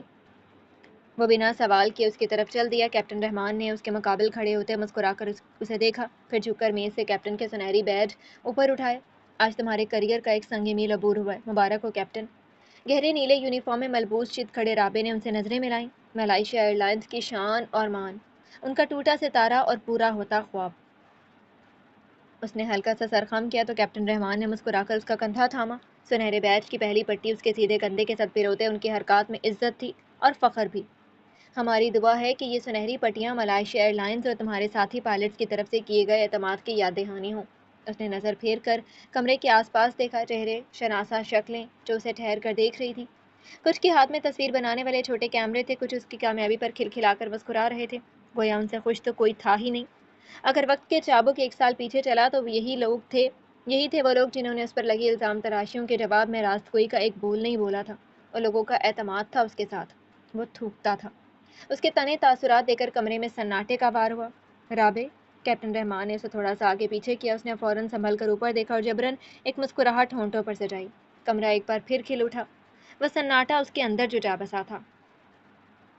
کڑکتی دھوپ اس کا جسم جھلسا رہی تھی۔ اس نے نظر پھیر کر اپنے ہاتھوں کو دیکھا تو وہ ویسے ہی تھے، شفاف گلابی لمبی انگلیاں، لیکن اس کی آخری انگلی پر پہنا چاندی کا چھلا غائب تھا۔ اس نے سفید شلوار زیب تن کی جو اسے تھوڑا ڈھیلا تھا، آس پاس ایستادہ سبز جھاڑو اور پتیوں کی سرسراہٹ اس کے کانوں میں پڑی تو وہ سیدھا ہوا۔ اب کہ اس نے ناک کی سیدھ میں توجہ مرکوز کی، ڈھیروں لوگ اس کے سامنے کتاریں بنائے کھڑے تھے، سفید سرمئی اور آسمانی رنگے ملبوسات اوڑھے، مرد، عورتیں اور بچے اور بوڑھے، لیکن ان کی توجہ اس پر نہیں تھی، وہ ان سے پیچھے تھا، دور، کوسوں دور۔ اس نے چلنا شروع کیا اور قدم بلند کرتے ساتھ ہی اسے دھچکا لگا تھا۔ اس کے پیر برہنہ تھے، اس کے تلوے بے سایہ، سیمنٹ سے تراشی روڈ پر پھیلی بجری کا ایک ایک کنکر اس کی کھال کو محسوس ہو رہا تھا۔ درد صغیر کی لہر نے اسے جکڑا، لیکن اس نے مقصد ترک نہ کیا، وہ چلتا گیا۔ سورج اس کا نگہبان رہا اور پیڑ و شجر نے بھی اس کی ہمت پر داد دی۔ اب وہ ہجوم کے بہت نزدیک تھا، پہلی قطار عبور کرتے اسے دشواری ہوئی۔ وہ عورتیں تھیں، اسے متضاد صنف کے لوگ پریشان کرتے تھے، اس ڈر سے نہیں کہ وہ انہیں سمجھتا نہیں تھا، بلکہ اس ڈر سے کہ اگر وہ انہیں سمجھ نہیں پایا۔ اگلی خط پر بچے تھے۔ اس نے غور سے دیکھا، سر پر جالی دار ٹوپی جمائے، کرتے اور ٹی شرٹس میں ملبوس وہ سب سانجھے ہو کر ہاتھ سینے پر باندھے تھے، ان کے لب حرکت کر رہے تھے، لیکن وہ زیادہ دیر ایک جگہ دیکھ نہیں پایا، پتہ نہیں کیوں منظر دھندلا ہو رہا تھا۔ اب کہ اس نے جگہ بناتے سب سے آگے قدم رکھا، ڈھیروں آدمی اب تکبیر کے لیے ہاتھ اوپر کر رہے تھے، اللہ اکبر۔ سب سے آگے کھڑے امام صاحب کی آواز آئی تو تمام نمازیوں نے بھی زیر لب وہ کلمات دہرائے تھے۔ رابع ان کے درمیان کھڑا رہا، بے مقصد، تھوڑا درہم برہم اور زیادہ غیر معین۔ اس نے آس پاس دیکھا، سب اپنی عبادت میں مشغول تھے، وہ یہاں کیوں تھا؟ کیا وہ بھی نماز پڑھے؟ اس نے جگہ ڈھونڈتے قدم آگے بڑھائے تو وہ ناگہاں دم بخود ہو کر ٹھہر گیا۔ کفن کا سفید کپڑا ٹھنڈی ہوا میں سرسرا رہا تھا، اس کے جسم پر ہیبت طاری ہوئی تھی، گلے میں سانس ہڈی کی طرح پھنس گئی۔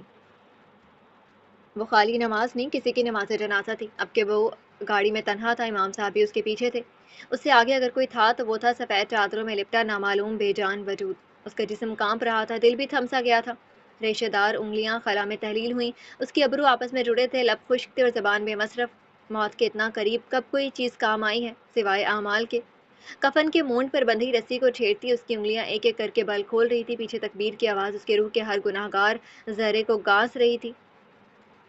رسی ڈھیلی ہو کر اس کے ہاتھ میں آ گئی، ہوا کا ایک اور جھونکا آسمان میں بلند ہوا، رابع نے ہونٹ تر کیے اور ہاتھ بڑھا کر مرحوم کے منہ سے کپڑا نیچے کیا، سفید گلابی رنگت اور کھڑی ناک، گہرے بھورے بال پیچھے ہوئے تھے، ہونٹ سوکھ کر وہ پھٹی آنکھوں سے سامنے دیکھتا رہا۔ مرحوم مرد کے دائیں کان میں پرویا موتی غائب تھا، لیکن چھید واضح۔ اس نے کپکپاتی انگلیوں سے اپنے کان کی لو محسوس کی، اس کی بالی بھی غائب تھی۔ رابع آدم مر چکا تھا اور اس میدان میں اس کا جنازہ پڑھایا جا رہا تھا۔ وہ ہڑبڑا کر پیچھے ہوا، لیکن اس کے قدم جمے رہے، ٹپ ٹپ کر کے آنسو اس کی گالوں سے گر کر فنا ہوئے۔ وہ جم چکا تھا، اس کا جسم اکڑ چکا تھا۔ سورج کی تپش اسے جہنم کی آگ یاد دلا رہی تھی۔ اچانک مرحوم کی آنکھیں چیت ہوئیں، سونے میں رنگا، روشنی سے تراشا۔ ہیزل۔ وہ ہانپتے ہوئے پلنگ پر اٹھ بیٹھا۔ خواب، فقط خواب۔ پسینے میں شرابور اس کا جسم بھاری تھا، ریشمی بیڈ شیٹ کو تھامے اس کے بازو لرز رہے تھے۔ اس نے بہت سا تھوک گلے سے نیچے اتارا۔ اس کا ایک پیر مکمل سن ہو چکا تھا اور پلکیں گیلی تھی۔ ہاتھ پھیر کر ماتھے سے بال صاف کرتے اس نے اپنے اطراف میں دیکھا۔ رات، ویرانہ، تنہائی اور وہ، اب کہ اسے خواب سے زیادہ اصل بھیانک معلوم ہوا تھا۔ افق سے ٹوٹتی شام بیت کر سیاہی میں تبدیل ہو چکی تھی۔ دھرتی پر پھیلی چاندنی آج اپنے ساتھ ستاروں کی چمک بھی لائی تھی۔ گھنے بادلوں میں چھپی ہوا کی سرگوشیاں سرداز چیلان کے علاقے میں بآواز بلند سفر کر رہی تھی۔ کیونکہ کوالالمپور کی رات تھی، اتنی اخفا، اتنی روپوش، ہم کب جان پائیں گے؟ کیا ہم کبھی جان بھی پائیں گے؟ گہری نیلی رنگ کی چمکتی نسان نوارا کی گاڑی رش میں پھنس سی گئی تھی۔ ڈرائیور سیٹ پر نشست چوہان نے شیشہ نیچے کرتے کوہنی کھڑکی پر جمائی اور اپنی ٹھوڑی مسلی۔ ہر بدھ کو اس علاقے کا یہی حال ہوتا تھا، رش اور شور، لوگ اور گاڑیاں، بے پناہ ٹریفک۔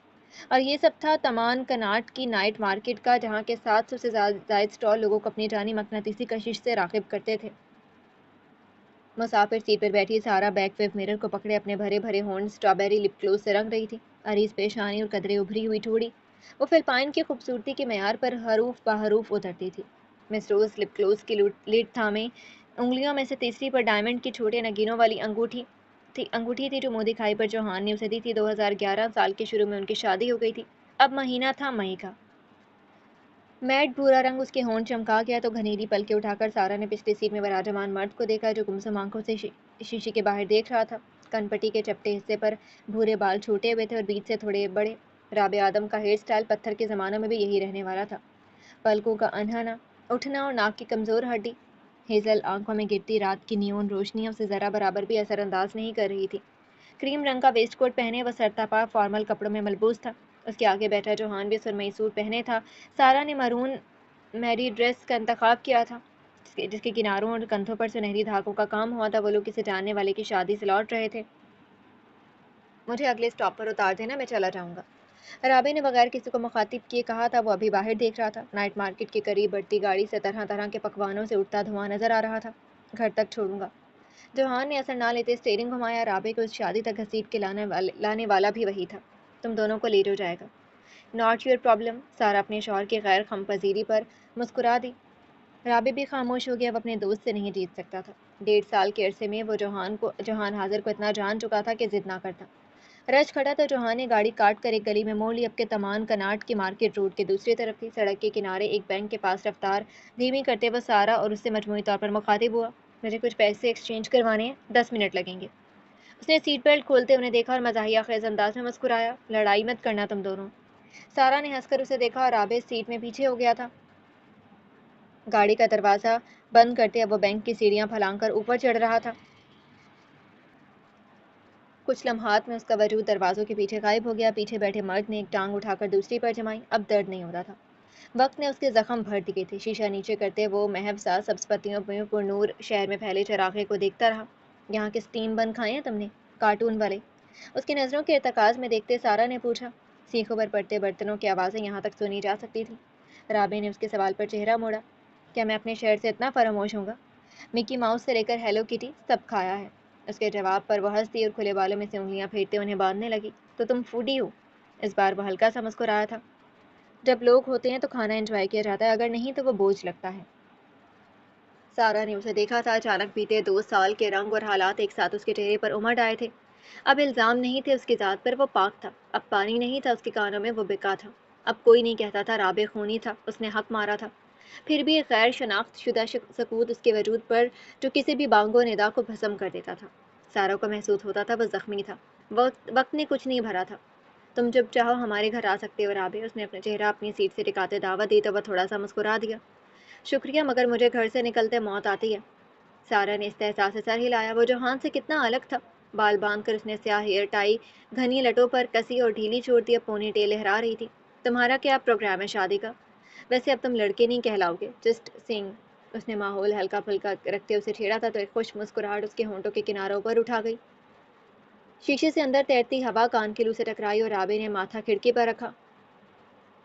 آپ نے تو ایک جملے میں میری جوانی ہی مار دی، اس کے جواب پر وہ ہنس پڑی۔ رابع نے انگلی کے کنارے سے ناک مس لی۔ ویسے نہیں، کوئی پلانس نہیں شادی کے، ابھی صرف کریئر پر دھیان دینا ہے۔